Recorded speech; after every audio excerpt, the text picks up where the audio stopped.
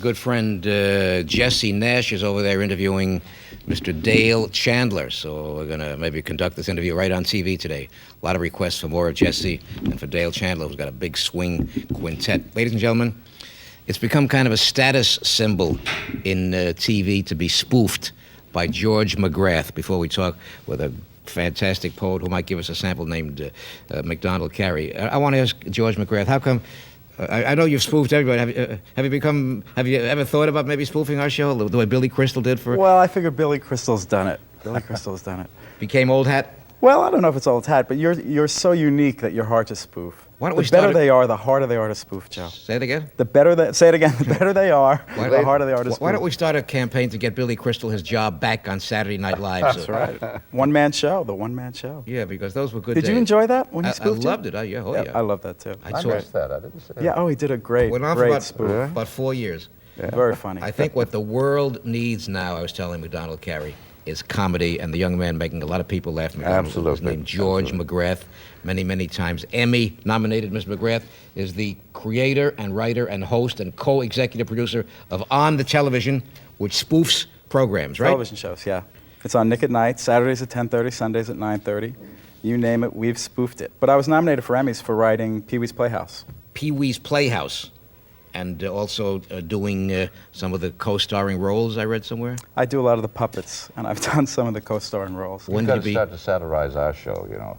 Days of Our Lives. Days of Our Lives. We did, you? You know Elvira, Cassandra Peterson, the lady that plays Elvira, we did some soap operas with her where she got to wear an eye patch, and it was pretty funny. Have you seen the girl that works on our show, Arlene Sorkin, who's from here? Oh, yeah. Arlene's very good. Very funny. We had a whole bit where I was a poet, a beat poet. Oh, really? And I worked with her. She's funny. She's funny funny, lady. yeah. She's wonderful. She's a Brooklyn girl. I'm a Brooklyn boy. Everybody's from Brooklyn. There you go. Everybody's from Brooklyn. There you go. When you're in love, the whole world is from Brooklyn, right?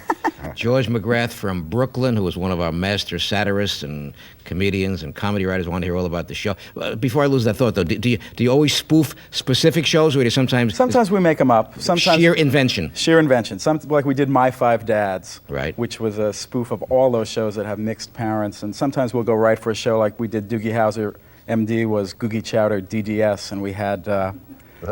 we had the little boy from Family Ties, Brian Bonsall, playing a 7-year-old dentist who falls in love with his receptionist. It was pretty funny. Down in the mouth. Yeah. So when did you first discover, as they say, Mr. McGrath, that funny can be money? We the life of the party when you were a kid, things like that about way back when. I don't know if I was the life of the party. I was the weirdo of the party, probably. Really? But eventually it paid off. And Hollywood Reporter calls George McGrath manic and elastic. Is that good or bad to be manic and elastic at one time? That's. It sounds like it could go either way. Yeah, right? I'll take it as a compliment since you've quoted it, Joe. Who's been on your show as a guest? We had Rosemary. We've had some famous, a lot of new talent, but we've had some famous people. We had Rosemary from the old Dick Van Dyke Show, played Mrs. Santa Claus in our holiday special spoof of a skit called Fritzy the Snowball. The tragic story of a snowball that comes to life and then goes inside the house and melts to death. And what makes you personally laugh? I mean, what? Jackie Gleason, Milton Berle, Charlie. I like Jackie Gleason. I like Steve Martin a lot. Who do I like? I don't know. I like all kinds of different people. I'm not much of a stand-up comedian watcher. No. But I like character comedian. I love Lily Tomlin. That kind of comedian. Maybe later today we'll analyze some of the comedians and show some of the photographs I got here of old-time comedy stars, right? Love to. Alongside Mr. McGrath, as you know, George is a young man who's got to be a young legend. If I were to list, if you and I were to list MacDonald Carey movies, how long do you think we could talk, right? Well, I thank you for that, Joe. Hours. That's very polite. And also you gave me a wonderful escort out here. Your fellow Sid Sid Howard is just wonderful. And he's from Brooklyn. Right. And Jesse Nash also came out, and he's helped me get a lot of good ideas to get my daughter a job in Japan, as a matter of fact. Really? So this has been a very profitable trip for me. All I know is that what's very profitable in MacDonald Carey's life, besides 25 years on the soap opera, which we'll talk about, are his poetry books. And every time I see these in the store windows, I wonder why I don't see more poetry books by more people, because I know that in the old days of Edgar Allan Poe, poetry was as common in the newspapers as today's box scores or astrology or Dear Abby columns. I want to know, except for somebody like MacDonald Carey, I'm wondering, George, why poetry is so commercially not viable or unviable in today's marketplace. Well, you know, there was I was brought in by this priest that I dedicated this book to, Right. who got the book published at the University of South Carolina. Right. And a wonderful guy. And I did 3 masses out in Paterson, near Paterson, New Jersey. They had a choir from Paterson, New Jersey. You came east mostly for that, right? Just for that. They brought me in. Right. And I asked them, do you know William Carlos Williams? And they all did. They all. This is one of the best poets we have in America. He's no longer have him, but he said something, you know, in connection with what you said. That the line was something like, "It's hard to get the news from poems, but men die every day for lack for what is found there." That's beautiful. Which is a great line, you know. But commercially today, it's so hard to market poetry. And I love, you like poetry? I mean, It's got a bad rap, I think. But look at all the stuff. I mean, rap songs. What is that but poetry? That's I mean, right. it's poetry, and they don't even bother to. You've got to read sing some of it. this stuff. You know, this is in Walden Brooks. You can get this. you think we might have a sample? Why, sure. I MacDonald thought you'd Carey never could ask talk Joe. about 1,000 movies. You know what I'm saying, George? But when I think of good poetry, this man has been the doctor for how many? 25 years on Days of Our Lives? 25 years, is that 26th year? Could you hang up a shingle now outside? Thank the good Lord. Yeah, people come up to me all the time and say, "I've got this pain." You know, it's one time I was on a plane Right. going. We picked up somebody from a heart convention, and there was an empty seat next to me. And after about 15 minutes, he tapped me and he said, "Doctor, that was a great paper you read back there." It's amazing, you know. Let me read you. I took medicine in college, George. Well, But how'd I it feel a go? little better Yeah. now. I feel a little better. Can you do something for somebody who's manic and elastic? Yes, this is one for you. This is a kind of manic elastic, very short thing. It's called A Night at the Opera. When I asked the cab driver in Mexico City why he speeded up when he came to intersections, he said, "Senor, that's where the accidents are." Well, let's see. Now, there's one here about, I've got to get the right thing for you, Joe. Not that anything here wouldn't work. This is the man, George, on TV that everybody looks up to because he, you know, they come to him because he's got all the answers. Isn't it, don't you feel secure sitting alongside the Like grand- sands through the hourglass. Right. I feel. So are the days of our Yes, lives. yes, yes. But for a while, they had me playing another character. They had the doctor as a closet poet. I played a poet by the name of Norm de Plume for a while. Norm de And Plume. I wrote some of my own stuff. It was, yeah. I know an actor's name is Lukewarm. Oh, well. How's it working for him? Not so good. Right. I can use that. Right. This is called If It Ain't Broke, Don't Fix It. A guy I know's publicity agent just gave a party celebrating the dedication of his star on Hollywood Boulevard. The fact that no one came to the party was headlined by the Times. Publicity is a doubtful Aladdin's lamp to rely on. I once did an awful movie with Shelley Winters called South Sea Sinner, where the Times reviewer panned me. Wendell Corey was awful, he said. My publicity agent called the Times and demanded a retraction. I got one. The Times reviewer published a long piece apologizing to Wendell Corey for having mistaken MacDonald Carey for him. That is fantastic. How could we not ask MacDonald Carey for a couple of guidelines? And I'm serious now, for young poets out there who, what components or what constituents make for a poem that'll be sweet and appealing and real and acceptable? It's all in their own lives, for Really? one thing. And I finally found the most wonderful teacher who was from New York and from Brooklyn, by the way, by the name of Jack Grapes. And I'd been to a lot of teachers at UCLA, and he said, and he says this to all of his pupils, the first thing you have to do is every day you've got to sit down and write 2 pages. Just write. Period. And write no matter what, but write in the first person, just what you did during the day, just as you'd write in a diary. But write as though you're telling it to somebody. And sooner or later you come up with a couple of poetic lines or two and you got a poem. That's great. And it's called writing straight talk. And it's as simple as that. Do a crusade on your show to bring back more poetry, George McGrath. You know I'll that see what I can mentioned do. Edgar Allan Poe. You know, The Raven was originally published in the daily newspapers as a poem. Even something as classic as The Raven. In those days, poetry was part of every single newspaper. Sure. Edgar A. Guest, everybody's poetry back then. Edgar Guest was a friend of my uncle, who was a newspaper man in Sioux City, Iowa, had a column called The Rear Seat. He and Edgar Guest and O. McIntyre used to steal from each other. And This was his uncle. I think I told you about him before. I don't No. Or did I? No. He had realized the newspaper man's dream of getting a paper of his own in a little town called Rock Rapids, Iowa. Right. And the Ku Klux Klan came in and burned his house, smashed his presses, and drove him out because he was a liberal Catholic Democrat. And Couldn't happen today. I thought you were going to say 'cause Couldn't he was happen a to poet. I was gonna say. he was a poet, too. Wow. He was a poet, too. Mr. McGrath, well, is that, continue.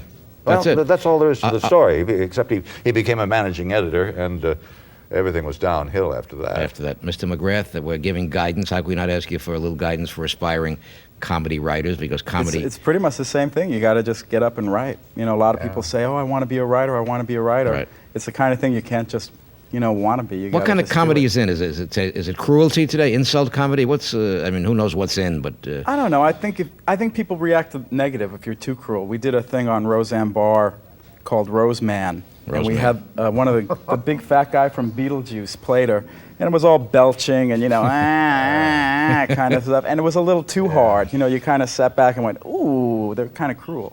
Yeah. But if the people are nice people, you don't want to be too cruel to them. I think. May I Goes say too far. something? Please. John? Didn't mean to interrupt George, but I thought you were through with that. I'm through. Okay. Believe me. This was not in show business, but this. It so happens that I have a new book coming out that St. Martin's Press has bought, and it's an autobiography, and I've got the manuscript back, and I'm revising it now, but a lot of stuff about alcoholism and about mental health. you've been through some of those things. I've been an alcoholic. I'm a recovering alcoholic. I've been AA for 7 years now. Not to break in, but are these moments right now the happiest moments of your life, McDonald Carey? Absolutely the most beautiful, wonderful Of your moments. whole life, right? My whole life. Continue now about the book. Every single day. Well, this is... It'll be out. And of course, it's called The Days of My Life. And Isn't it interesting that I was just talking about Lillian Roth a few minutes ago and her yeah, battle against... and that's why, again, you gave me a good segue. Boy. All I know is that poetry and laughter provided by these gentlemen can be very uplifting for those who are depressed. Don't be depressed. Now, will you meet a few of my friends in a few minutes? Stay with me? Wonderful. This is our Hollywood contingent for the day. We're chatting with Mr. George McGrath, whose very popular show is called... On the television. And it's on Nickelodeon. Nick at Night, Saturdays 10:30, Sundays 9:30. And MacDonald Carey just awarded another plaque for 25 years on Days of Our Lives. As Dr. Tom Horton, and I'm still alive, thank Dr. heaven. Tom Horton. heaven. We've got now a young gentleman who has had tremendous records, I mean big hit records, on Apple and on Columbia. And Brian Garry is a big fan of Stephen Freedland. He's got a whole bunch of movies out, but his real love is his musical comedy act, which he travels right through the USA. His name is Stephen Freedland, and he is what you call an underground cult favorite. Now he's above ground. I'll give you a sample of what happens in the wild and maniacal and elastic world of Stephen Freedland. Okay, have a good time.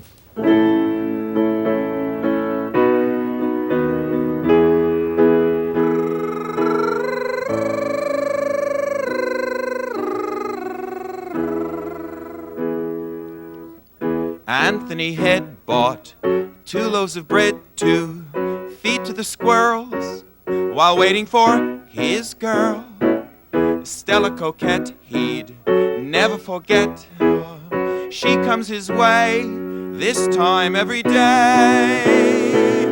Oh, here comes Stella now. She runs to Tony, and in a slow motion kiss they do their ceremony while the squirrels sing, while the squirrels sing, while the squirrels sing.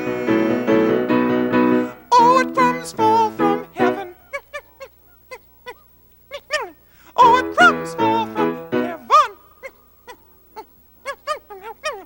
Oh, what crumbs fall from heaven. Stella Coquette took time to regret. She said, the squirrels get their crumbs, but me, I get none, I get none. Anthony laughed, he said, surely you're daft now. Be a good girl, we all could be squirrels. Oh, world of Tony, oh, world of Stella. A welfare line of squirrels between a girl and her fella. while the squirrels sing, while the squirrels sing, while the squirrels sing. Oh, what crumbs fall from heaven. Oh, what crumbs fall from heaven. Oh, what crumbs fall from heaven.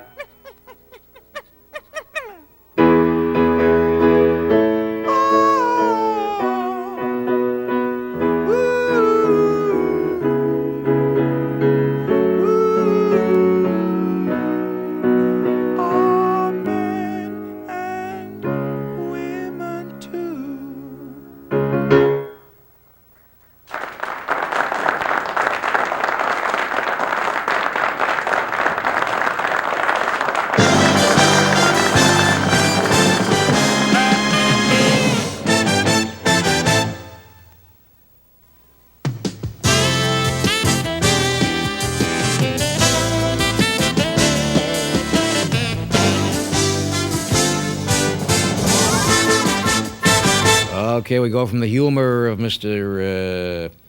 Stephen Freedland to the warmth and the humor of the poetry of Mr. MacDonald Carey. And everybody on the panel, let's play showbiz quiz till Richard Ornstein gets here. What's Jesse Nash's favorite MacDonald Carey movie? I'll have to say The Great Gatsby. Well said. Thank you, everybody. Just like we rehearsed it. No, that's great.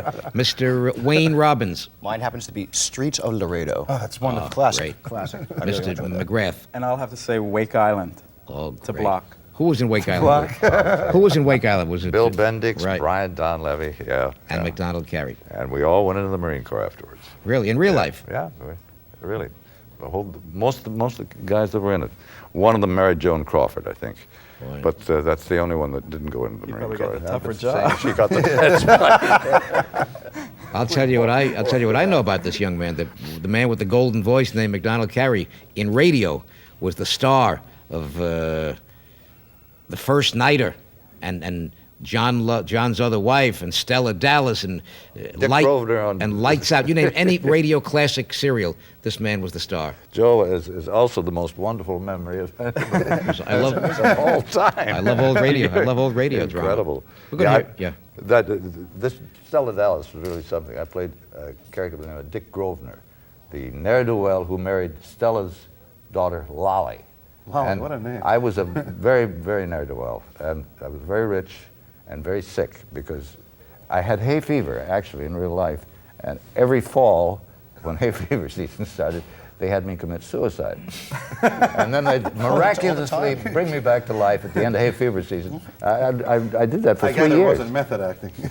That's great. No. George, when did TV sitcoms stop having a mom and a dad and a kid and go in for these bizarre family unit I situations? blame the Brady Bunch. I think it started before that with My Three Sons. I think Really? sort of started Not a it. Reed show, come on. Well, that was a mom and a dad and two beautiful kids. But My Three Sons was a little iffy with Uncle Charlie. You never knew quite what was going on. Oh, Family Affair, too, with Sissy and Uncle Bill. Something was going on. Something was going Didn't on. Sissy eventually bite the dust? That was Buffy. Buffy, yeah. Busty. Ladies and gentlemen, the famed music journalist, Mr. Jesse Nash, who was the official biographer on the front page of Billboard of We have a Gloria. Gloria Estefan issue coming out April 16th. and, Got to tell our friends how she's doing. Is she walking? And any special She message? is walking, actually. I was there this past Monday, and she is definitely recouped. She's a miracle patient, as the doctors would tell you. The woman who, this is a woman who literally has a broken back, and she's got 2 metal rods in her back, and she's walking without crutches right now. And she's not only a symbol. She's been a symbol of a minority makes good in America. You know, the American dream, so to speak. Now she's really becoming a symbol of life, and I look forward to the day 9 months from now when she's back on stage and singing again and performing again. And she will do it, and she will. Be Good news, back. gentlemen. Absolutely. And as this man says it, he can do no wrong. He's now my daughter's godfather. Oh, really. hey, you He's heard it done here everything. first. Where's the camera? Where's the camera? He's done anything. My daughter Lynn is going to Moscow, and that's the only place that she's very hot in Russia. She was there for about 2 months and did a lot of stuff. And now she's going back. She has a contract to go to Moscow and Leningrad and several other places. And but she can't get arrested here. It's just Well, incredible. Lynn is also very popular at a festival that I attend every year called the Montreux Jazz Festival in Switzerland. So on the way over here, Mac was telling me, you know, Lynn Carey, and I'm going, why do I know that name? And I realized I had been at the Montreux Jazz Festival and I'd seen her perform, and she's a wonderful performer. Jesse Nash is one of the most quoted music critics. He's on with Rollins Smith on the news now every 10th night, analyzing lambada and dirty lyrics. You're also talking about the car. They put me on 9 Broadcast Plaza to debate a member of the church because Cardinal O'Connor said that heavy metal is the devil's music, you know, and it was quite an interesting feat because even the member of the church said off camera, Cardinal O'Connor, no disrespect to you, my lord, Cardinal O'Connor put his foot in his mouth this time because they were quoting out. I mean, Ozzy Osbourne deserves to, you know. I mean, when was the last time you saw Ozzy Osbourne on the cover of the Daily News? You know, I've got to spring to his defense though, because you know, in the first place, the church brought me in here to do 3 masses with the Cardinal, and which I did yesterday, and the Cardinal couldn't make it because of the fire in Harlem. Oh, that's he went terrible, up there, he was so upset by that, tragedy. he went up there with 100 families and had dinner with them and went around to all of them and tried to comfort them. And he got the flu, and he got, his stomach was off, he ate all the food, you know, and he's gone right now. He couldn't do the mass. I agree that He's some back. music can be dangerous, but we'll analyze that on a separate yeah, show. we all, you know, Ladies and gentlemen, let Morton Downey talk about Alongside, alongside Jesse Nash is the famed TV host whose fashion videos are becoming quite the rage, and Wayne Robbins has promised us to show us a brand new one. And if MacDonald Carey likes it, he might write a poem. And more than that, George McGrath might spoof it. All right? I think we have a whole team effort here. I think we could all work together on this. And, Absolutely. do a little music review on Nick it. at Night, We'll beware, see how here it we come. sounds. Actually, there's a really neat little story about this too, by the way, that, believe it or not, you have a couple of fan clubs out there, Joe, and a bunch of these people were getting together one day, and we all seem to have figured out what can we do together to maybe put together a nice little spot. I've been fortunate enough, as you know, to be on a couple of times talking with fashion relating to the 20s, the 40s, how it makes a recycle every once in a while. Well, there's a young lady called Pam Alba, who's director of stores for Piccadilly's. It's a clothing store. Has outfits that are out now, but it looks like it could be back in the 20s or in the 40s. Great visuals, really nice. And we were sitting down at a famous place called Something Different, where we have our annual meetings to discuss the activities here at the club. And we figured out, let's put a little video together, a little fashion video, some excitement, a little bit of music to it. 2 people I have to thank right away, Greg and Kevin Ferguson. Greg helped us with the music for the spot, and Kevin did the actually the post-production. It was really, really nice. And I think something that's happening now, you can see that I try to combine those feelings of the 20s, the 40s, and the 60s Let's into go this spot. down fashion memory lane. I think it's Fashion gonna be is in, exciting. fashion is news. And we're going to show you Mr. Wayne Robbins' newest video. And let's hope that... Hair and makeup by New York Solana Parsipny. They were let's wonderful. hope it makes Thank him you. even more rich and more famous. Let's give it a look-see.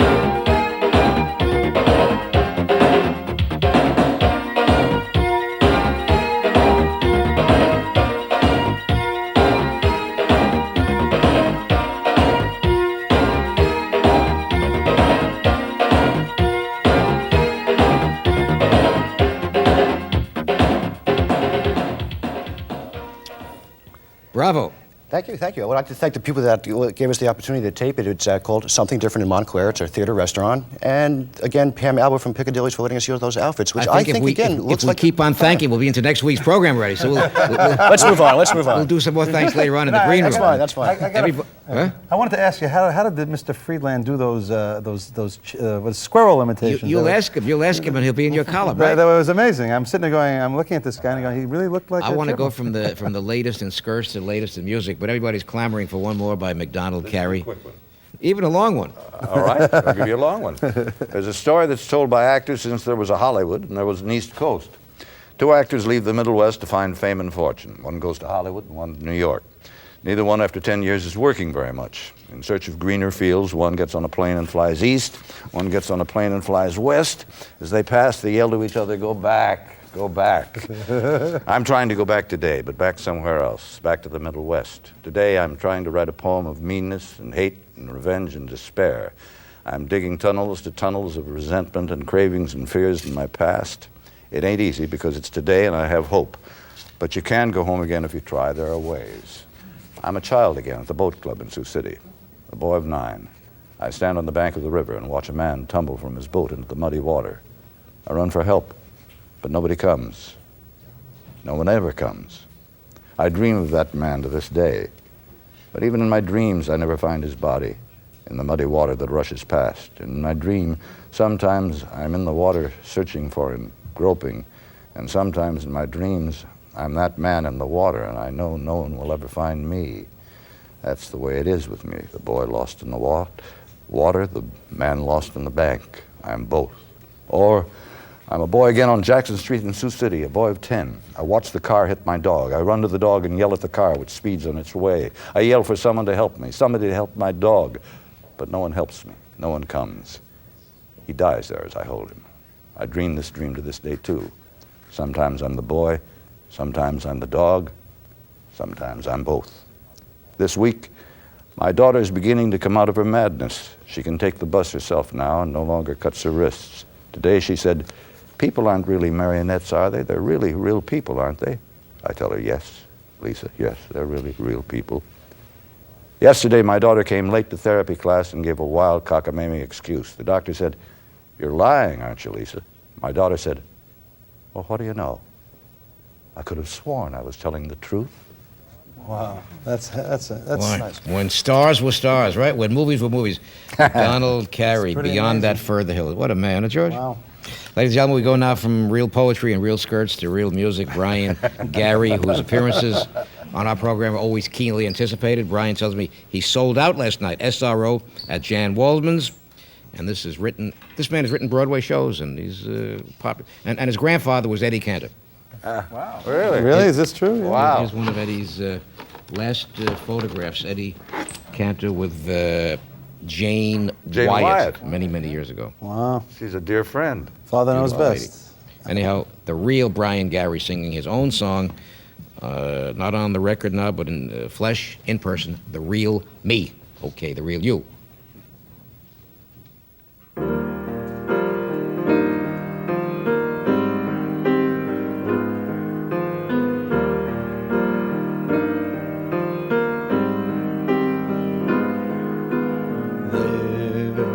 Doesn't seem to be enough time for me to see where I've been, where I'll go, what I've seen, what I know. I leave when there's a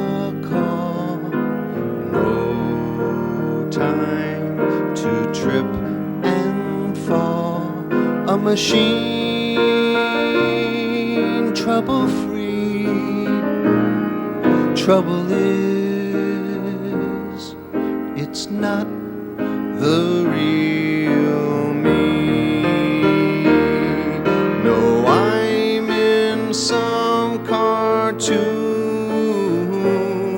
I drew of myself long ago, and every afternoon